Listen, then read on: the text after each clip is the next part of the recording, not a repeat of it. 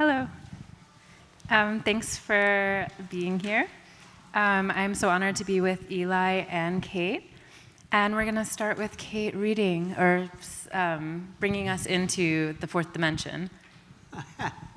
I'm working on a new book, and it centers around the idea of there are so many ideas of what the truth of gender is, and it's keeping the trans community divided. We know the real truth of gender. No, we know the real truth of gender. No, we know the real truth of gender.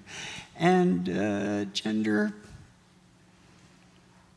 it's really just an idea.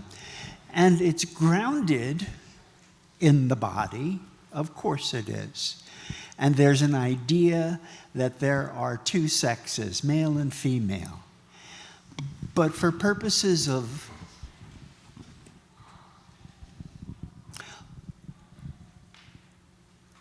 how this binary has affected people, the idea of male is not just an identity. Female is not just an identity. Each of these are its own dimension. You talk about male, you can explore the idea of male and masculinity and rules and suggestions and behaviors for days and days. It's an entire dimension of existence. Same for female. And so if you have male and female as the basic for the biological sex binary, you've got a two-dimensional system. You could draw it on a piece of paper as a circle, divide it down the middle, and there you have the bio-sex binary. Couple of... Oh, sorry, go on. Did you want to say something about No, I'm listening. I'm so... No, it's okay. Okay.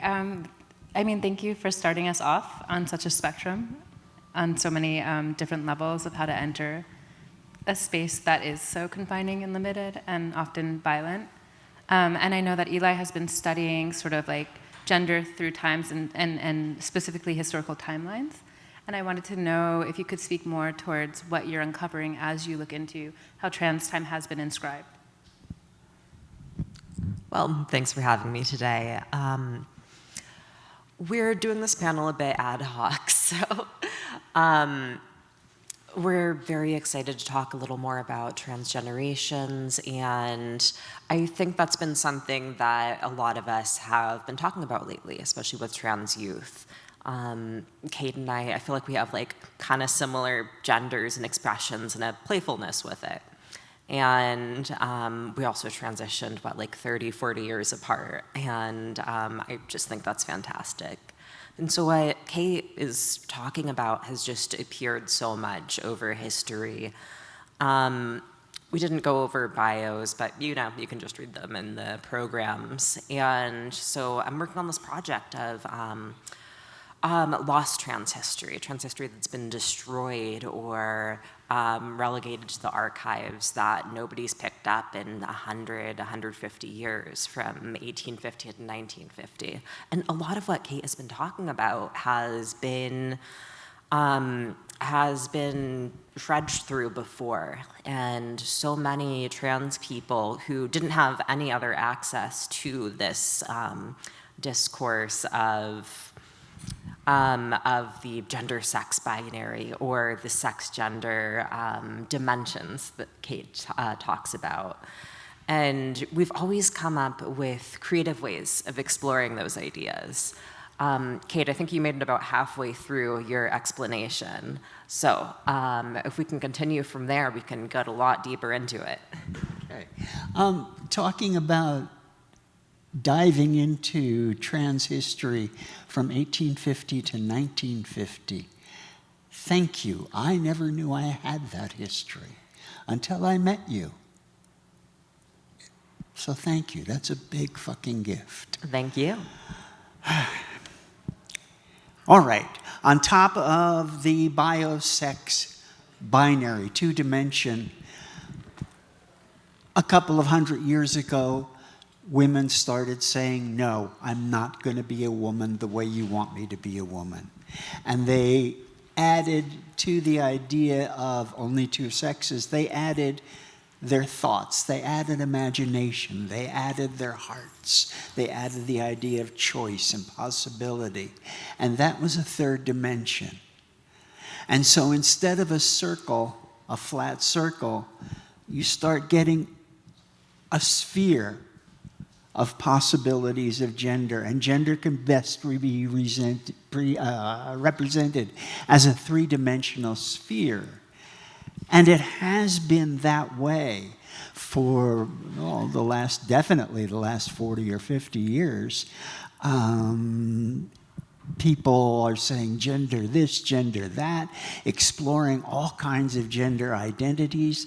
That's body, male and female, plus mind, heart, spirit. And that's the three dimensions of gender as we know it. But what I'm looking at now in this book is, where is that sphere located? When is it located? And that brings up the fourth dimension of gender, which would be space-time, which I think would be the subject of this panel. And space-time would be the fourth dimension of gender, because gender keeps moving. Gender keeps changing. Anybody who's living with conscious gender knows that gender keeps changing, moving forward in space and time. And that leaves me with, instead of a flat circle or a sphere, you've got a wave or a continuum. And I was saying the other day, my gender then would be a 75-year-old continuum. And the advantage of this, why do this, is because I can't be misgendered. Misgendering cannot hurt me. Am I a man? Yes, I am, but over here in time. Am I a woman? Sure, but over here in time. Was I a little boy? Absolutely, I still am, over here in time. And this way of thinking, so much of trans life is spent thinking about it. What the fuck am I? How am I going to represent myself? And I think this idea of four dimensions in space-time is going to help people. I agree.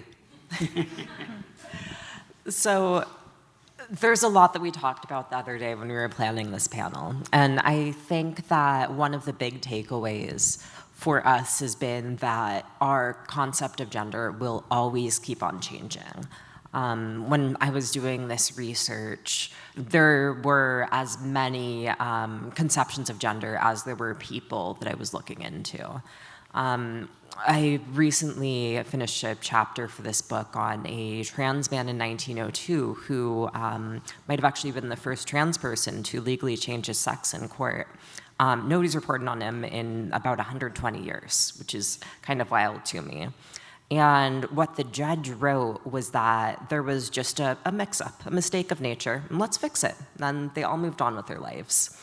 That was about it. It was no big deal. And I love that. After, a few decades, as many of us know, there came to be this flourishing of different identities, different ways of producing ourselves.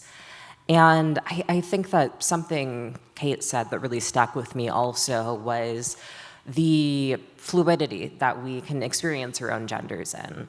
I know, as someone who did a lot of organizing as a teenager and was trained by these large semi-conservative trans and queer nonprofits, I was told to say I was always a girl. I just didn't know it at some points. There was a mistake that the doctor made, yada yada. And I think that Kate's conception is very different than that. And I think that's fabulous. I always waver whether to say I was always a girl, I just didn't know it, or if gender is fluid. And I did strongly identify as a boy until I was 8. And I think both of those ways are, I mean, frankly, equally valid, and also lead us to question, like, what does the production of one narrative over another do for our society, and how does it reflect in law, our socialization, and how we're able to exist as trans people? This is a large question, so you can just enter wherever. If you were to have to explain this era of trans life to someone in the future, what would you say?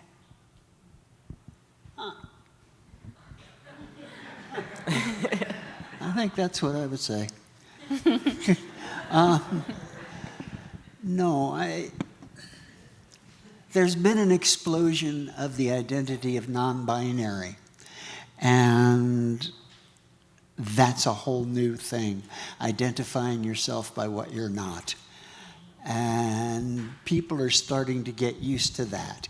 If you're non-binary, is that an identity, or are you simply saying, I am not?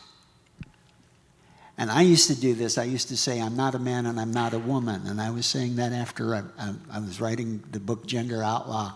And again, defining yourself by what you're not. If you do that enough, then as you meet other binaries, class, age, race, you start exploding those as well. And that's, I think, that's what's starting to happen in this age and time. And what would you call that category in other periods of time? Were there other names that you could kind of fit under the umbrella of non-binary? What are you looking for? I'm just, I think obviously because this category is emergent and new, that in other eras there were ways people sort of chose not to identify that weren't binary either, and I'm just wondering what you would associate with that. It's an era of defining yourself by what you're not, saying, no, I'm not that. Okay. And if you say, no, I'm not that to any binary, you explode it. Got you. I think there's also some historical context, too, with asking, like, were there not non-binary identities 100, 200 years ago, too? Because there were definitely people who identified as neither a man nor a woman. Something I also come across a lot is the term man-woman, which at this time wasn't actually derogatory. It was a way of describing people. And like, I would say the 1860s until the 1910s, that was just like a descriptor, like non-binary. I find it very interesting these sort of terms haven't necessarily been recovered or related.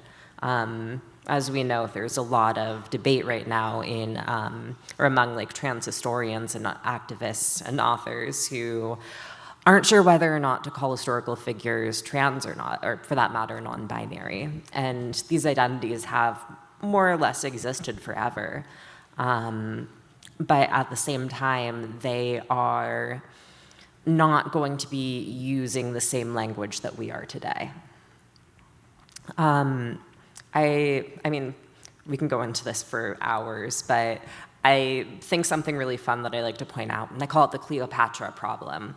Where nobody's going to argue that Cleopatra wasn't a woman, right? I don't think anyone is going to seriously make the argument. She never had heard the word woman. The category of womanhood was defined by her culture 2,000 years ago. And why aren't we doing the same thing for trans people? Why is there all this debate about whether trans people existed or not just because the word, well, transgender and transsexual didn't exist until the 40s and 50s? The word woman didn't exist. It didn't exist 600 years ago.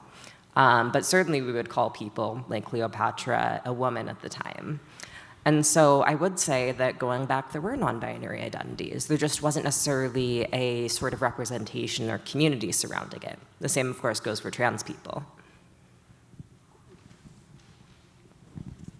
I wrote this question that also relates to kind of like early modern trans studies. It says, what histories have been of particular interest to you in unpacking how trans identity is not just a history of transgender people, but a history of the maintenance of sex categories as a function of state and institutional power? Like, is there like a particular time that feels really sort of like relevant to the ways you're navigating your own sort of like written history? Well, we're kind of reliving the Weimar period right now, aren't we? I am seeing an alarming amount of nods in the audience here.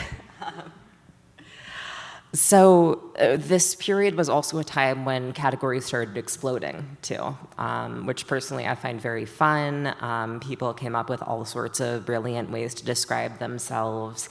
And there was also kind of this explosion of medicine too. And we're seeing it again today with how, I mean, in the 30s, Nazis latched on to different gender identities and sexuality. And now we're seeing the far right doing the same thing.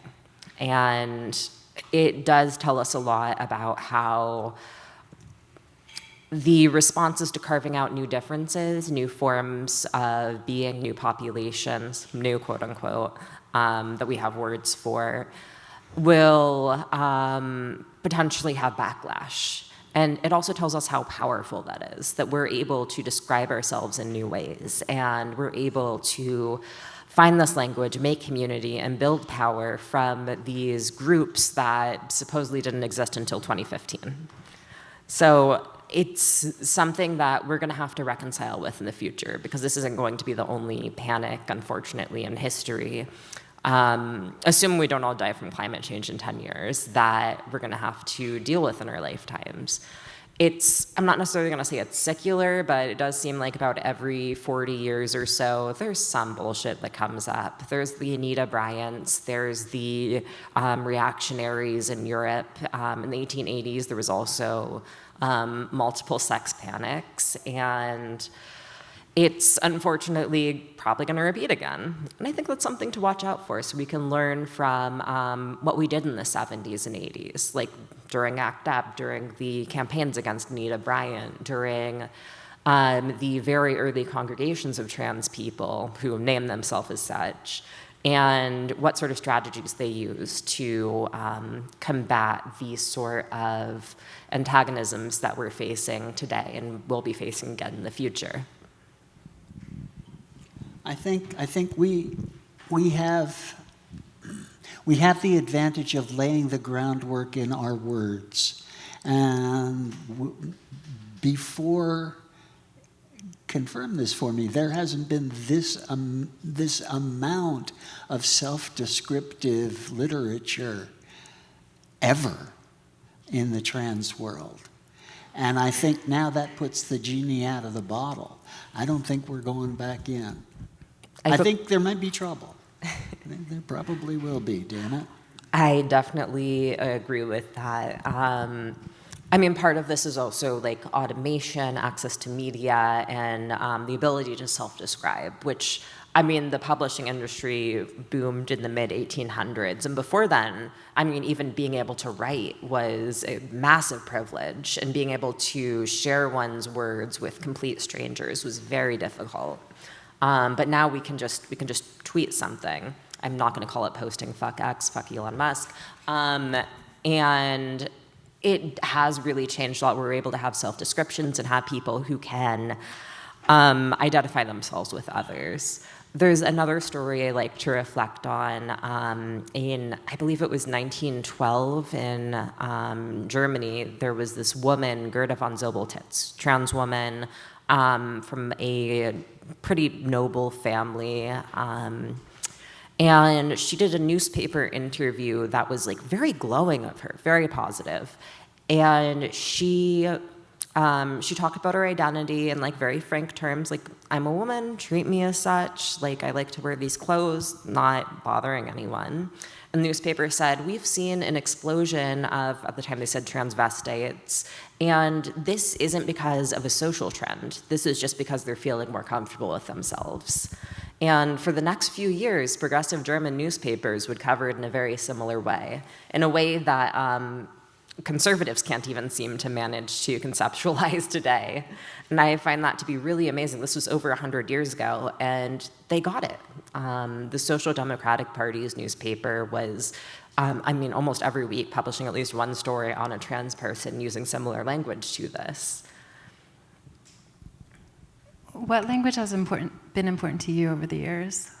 What? What language, like what words, what ways have you used to self-describe or describe other people have felt significantly potent? I keep coming back. I think the word non-binary, I didn't invent it. I was just so glad somebody did. And does anybody know who came up with that word? It's a hell of a word. And so that's my favorite.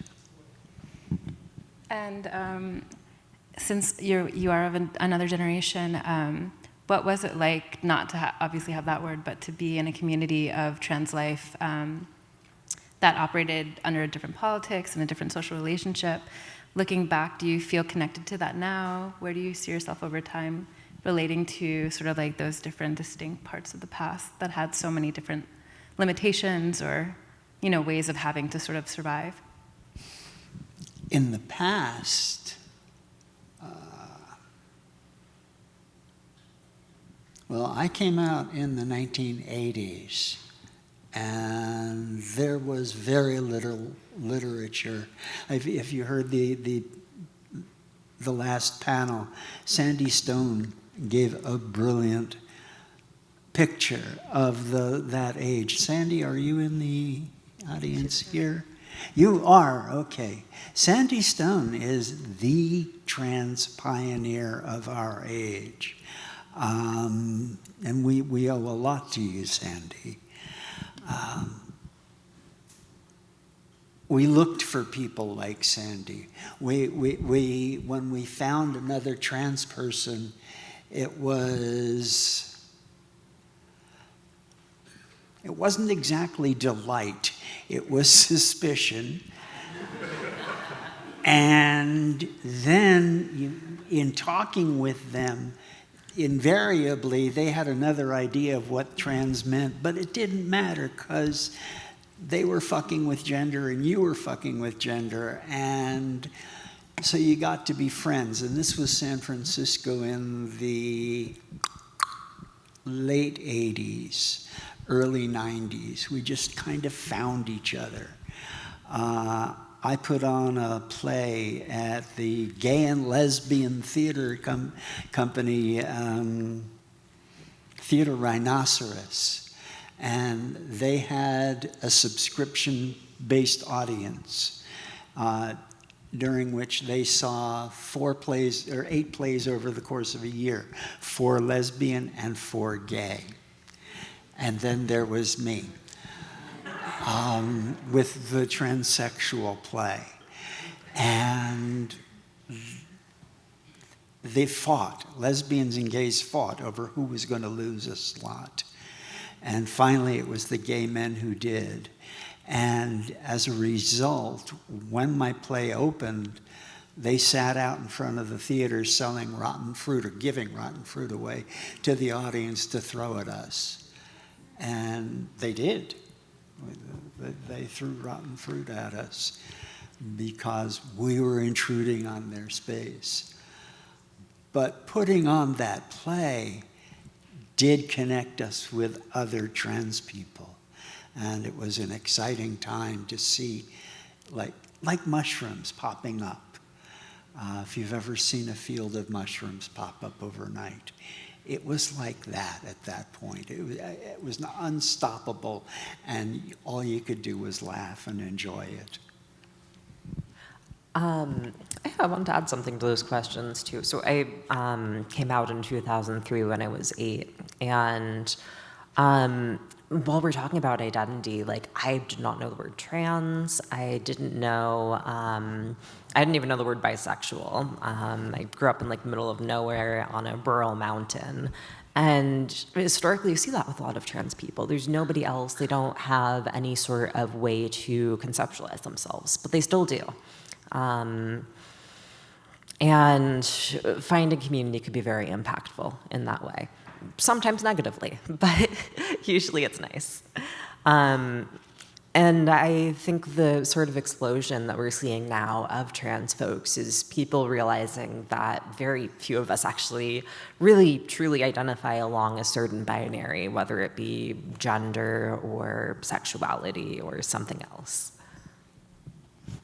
I want to just pivot a bit and kind of think about trans liberation against inclusion, like ways in which we were speaking the other day about, or you guys were speaking the other day about, like, respectability versus disrespectability politics. And I wanted to know more about how you find yourself either historically researching that or how you relate to that politically. Any thoughts on those subjects?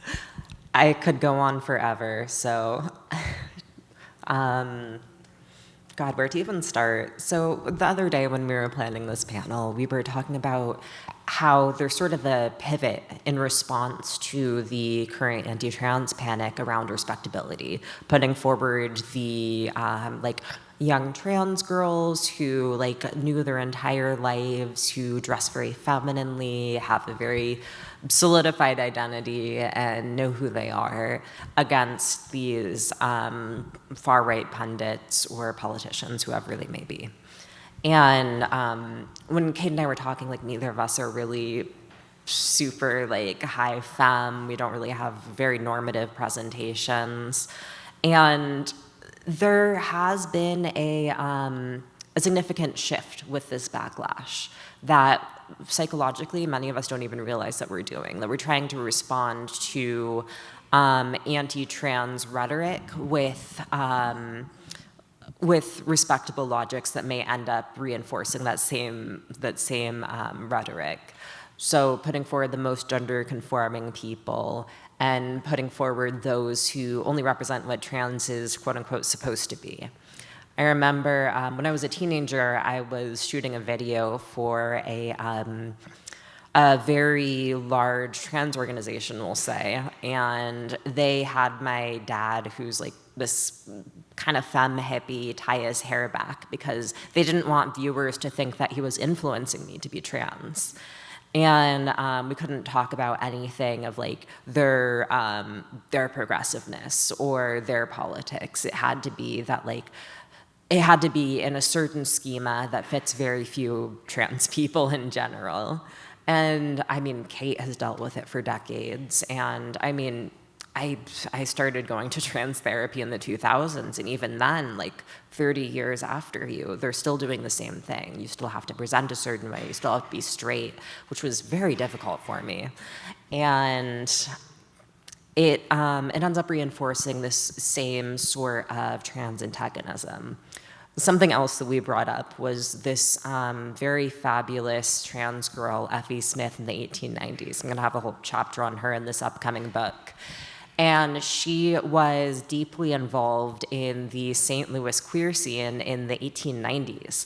She was actually, I'm still digging into this, but there was a very like vibrant queer and trans scene downtown St. Louis, 1895 or so. And they eventually raided Frank Dakin, who was sort of the leader of the scene's house. He was this guy in his 20s, publisher. And he had a thing for trans women. He was dating Effie and one of her friends at the same time, who was also a trans girl. And so the law eventually caught up to them. They were going to be tried for cross-dressing, sodomy, whatever they could throw at them. And instead of going to court, they started naming politicians. And each of them had gone to this den of sin where Frank Dakin set up his, I mean, there were probably gay sex parties, let's be real, but there was also some publishing and organizing going on in there. So they started by naming politicians, and then they moved on to the police that visited them. And then they started moving on to the bankers who were also having sex with them. And the fact was that the city was deeply, deeply gay. And so even back then, 100, I'm too gay to do math, 130 years ago, there were these ways of fighting back against respectability, because these more respectable queer and trans people, they might have been bankers, but they were also fucking these 15, 17-year-old trans kids, and they were complete hypocrites for it. And ultimately, no matter how many gay bankers, no matter how many trans politicians we get, it's not going to set us free. And the same laws are still going to come after us. And that, if I may, that puts us fighting several fronts as trans people. Yes, we're fighting the right, but we're also fighting a right wing within LGBTQ. In England, a large number of lesbians and gays have separated themselves out from Stonewall, which was their huge LGBTQ community, and now there's a community or organization called LGB, and their reason was transgender was getting too much attention. That was their stated reason, and so we're fighting that front, and there's a divide again within LGBTQ of on the respectable side. You have like gay men, lesbians, transgender, bisexual, and on the quite non-respectable side, you have, faggots and dykes and trannies and Whatever we are. Whatever we are is the fourth one. Even non-binary there's a division. There's non-binary and there's genderqueer. So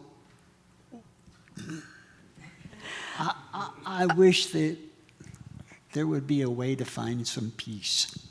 Absolutely. The other book I'm working on with University of Chicago Press is on trans members of far-right groups, and this keeps on coming up. They find that there's this backlash to what they believe are fake trans people and people forcing kids to transition too young. I mean, we've all heard it before, but maybe not from trans people ourselves. And it's ultimately very unfortunate because this isn't coming from our community. It's coming from what our community is told we're supposed to believe. We really have to start at the foundational logic so we don't blame ourselves here. Something else that I really love to point out that people don't realize is that anti-trans feminism and anti-trans lesbianism is a very recent invention. Jean O'Leary claims to have ultimately come up with it in 1973. I'm sure many of you have seen Y'all Better Quiet Down, or Sylvia Rivera's Y'all Better Quiet Down speech. If you haven't, totally look it up, it's wonderful. And this is in response to Jean O'Leary passing out pamphlets that are anti-trans and anti-drag at the 1973 Pride March. And Tourmaline, who's absolutely wonderful, dug up these files and helped repopularize them about 8 years ago or so. And you can really see the power that these sort of divisions have, not just for the groups that are spreading them, but also against trans people, too. I mean, I think something else very important to point out is that Jean O'Leary came around. She claims she invented anti-trans feminism, and by the early 80s, she has a wonderful interview with Making Gay History, talking about how she realized that she had fucked up. She was completely wrong. Like, the people who really came out when they were fighting Anita Bryant together, when they were fighting for laws, for more supportive spaces of queer and trans people, it was trans folks. Trans folks were at the center of all of these fights. We might have not been the most visible because we were put into the background, but we were always there, and we were always fighting on the same side. I just want to go a little more personal and ask what people have been really important to you in your life. I'll start with Sandy Stone.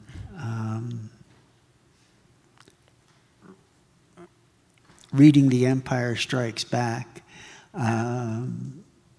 your seminal piece against a transphobe's piece called The Transsexual Empire, and Sandy wrote The Empire Strikes Back. It was, I'd never read a trans person writing with such fire and intelligence and humor, and yeah, I want to get to meet this person. And so Sandy meant a lot to me. Well, Do you have any icons or people that you have been like a guiding light for you? I actually hate everybody. No, I really appreciate this generation of trans youth. Like, folks are becoming like very experimental with their gender. They're realizing that, like you said, when we tear down the system of gender, we're able to tear up all of these binaries, all of these systems that are ultimately oppressive. And I think that's what people are really scared of right now, and that's why it's so powerful. Can you just say one thing? Since I don't have this, I first understood this history through you of sort of early teen trans organizing that was predated now, like way back when, that you had dug up or recovered. I mean, there's so much out there. Like, these stories, often what happens, someone is either outed or they transition, they just drop out of the community. And I mean, in Sandy's words, the ultimate goal of the transsexual is to erase their self. And it wasn't really until around the time Sandy was writing The Transsexual Empire that we started to more openly organize. Something I always love to point out is that Sylvia Rivera was only 17 and Marsha B. Johnson was only 24 during the Stonewall riots. And most of the people there were young. Many of them were queer and trans. And I think that's just really fantastic and often gets overlooked because of how delegitimized early trans teen organizing is. A lot of the advocacy that happened before Stonewall was ultimately, it was mostly focused on oneself. Another story I like to bring up, it's a little gruesome, was this 16-year-old trans boy who wanted surgery in, God, I believe it was 1928 or 29, and he was asking a surgeon for top surgery. His mom was completely supportive. They went to Berlin to get this surgery, and the surgeon turned him down because he was under 18. It was like less than 2 years under. It felt kind of ridiculous to him. And so this kid took a knife and tried to cut his own chest off, and they eventually had to perform the emergency surgery. And it's acts like that you see quite a bit of in these early days, of people really fighting for themselves. And occasionally, like the other story of Effie Smith, they're also fighting for other young trans people too, and trying to make it clear that we're out there, we exist, and we're not going away. Thank you. We are going to maybe open up for questions if anyone wants to ask anything. Yeah. Oh, a mic's gonna come.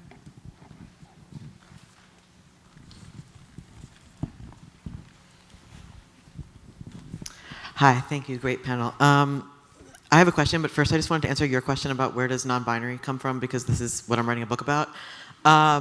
So basically, prior to 2011, it's used as mainly like clinical language that's very rarely used to describe sort of like this whole category of gender terminology that mostly emerges out of FTM organizing in the late 90s. So you have all these terms like tranny boy, girl fag, whatever, like all these different things. Also, genderqueer, which is sort of like a Ricky Wilchins coinage that reemerges in anarchist scenes. So you have like hundreds and hundreds of these words that are circulating. And when Tumblr's founded in 2011, all these communities are sort of like existing side by side. And non-binary sort of rises to the top because it's the only one that no one knows how to argue about because it has no history off the internet. It's kind of just naming like a non-position. So basically all these different blogs start being in conversation, and because of the tagging infrastructure of Tumblr, non-binary kind of rises to the top as the one that like unites these different discursive spaces. Anyway, you could buy my book in 2 years when it comes out. But I just wanted to ask, like, you guys talked a lot about kind of, there are all these precedents to non-binary identity in history, and I think there's like an important thing to be like recognizing ourselves in the past, but I also was curious if you had any thoughts about like what about trans identity or non-binary identity is authentically new in this moment? Like, are there new structures of feeling, or are there new sort of like people that have joined categories, or just like what feels different than all the other trans life you've lived so far? I'm going to ask you to say that the essence of your question more slowly. I have trouble. I'm a fast talker, sorry. Sorry. Just like we've talked a lot about recognizing ourselves in history, but I'm curious what about our present moment feels authentically new to you, like you haven't seen it in history before? It's mostly discourse. Like there have always been these identities. We haven't even talked about like indigenous gender identities yet, which are, I mean, there's so many. But right now, like the number of people who understand what trans means, I mean, even just knowing the word non-binary can have a profound impact on people. That's why they're so scared of sharing it in schools, because we are definitely a society made up of many non-binary people and people who exist all over the gender spectrum. And just knowing the word, which more people do today than ever before, has had an enormous impact, not just in our community, but also politically. I would agree with you on that. And one other thing that the question brought to mind was the rise of drag culture and the incursion of drag culture into mainstream culture to the extent of drag story time. What is it? Drag queen story time? Drag Queen Story Hour. Drag story hour in fucking public libraries, and you go, all right, things are happening. So that I'd never heard of that before. That degree of welcome. Does anyone else have a question? Yeah.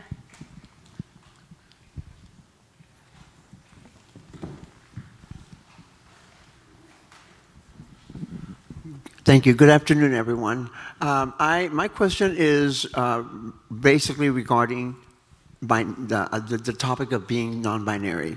I myself recently stepped into the circle of the non-binary group of our community, if I can say it that way. But I have noticed, where I live in Los Angeles, that the LGBT community, although it's taking years to accept, wow, okay, well, the gays can accept the lesbians now because we can get along. And for a while there, that wasn't the case. I'm an old school person from the 1970s, and I know what it's like. It was like to be gay at that time. You know, if you told people you were gay, that was basically saying, I got a target on my back, shoot me. So, given that non-binary is, the topic of being non-binary is taking more center stage in discourse nowadays when it comes to LGBT issues. How are we going to address the fact that being non-binary technically is being LGBT?